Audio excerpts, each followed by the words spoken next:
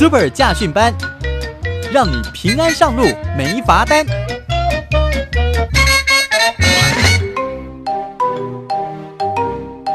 太棒了，阿平，这几天有下雨耶，我们可以稍微安心了，可以让水库解解渴哦。哎呦，有什么安心的啊？下雨天很麻烦，知不知道今天早上跟人家 kiss？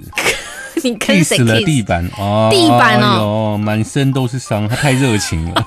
你是说扑街吗？哦，好哀伤哦，哈，你这边都那个嘞，裤子都破了，你是不是骑太快了？下雨天应该要慢慢的骑车啊，不然的话很危险呢。照平常速度啊，哪知道骑到整木纹斑马线就雷惨。你平常不是时速120吗？你要吓死人哦，还按照你平常的时速嘞。拜托，120是汽车好不好？机车的更快140，你知道吗？不要大声炫耀我的速度，现在大家很爱检举我我后面都一堆检举达人，靠我赚钱，平常都才60而已。哎呀，不管啦，反正下雨天你就提早出门啊，不要这样子太晚出门，要穿雨衣就会骑得很快，而且路上一定会很多车子，大家都想说会淋雨就开车了，所以呢，只要下雨天就要慢慢的开，才不会打滑。要是因为下雨天没有减速慢行的话，汽车驾驶人会被开罚600到1800元哦。好了，我知道了啦，你帮我拿医药箱来给我擦一下药啦，这边 OK， 你看。好恐怖哦，裤子破掉，然后这边 OK， 你下次小心一点啊，看起来好痛哦。哎呦，还好我是钢铁瓶。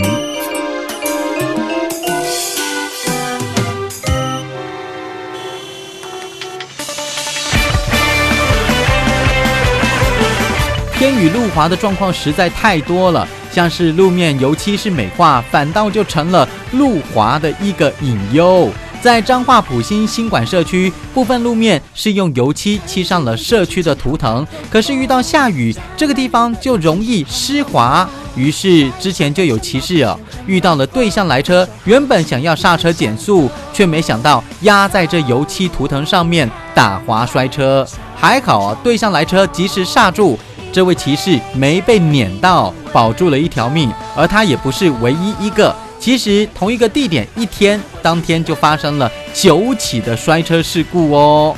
所以提醒你了，驾驶朋友们，如果遇到了下雨、泥泞、积水的道路，不减速慢行，容易导致他人身体衣物湿掉的话，或者是因为下雨起大雾，或者是道路临时发生障碍又不减速慢行的话，都要罚新台币600以上1800块以下的罚款。以上5月14号广告是由交通部及公路总局提供，祝你行车一路平安。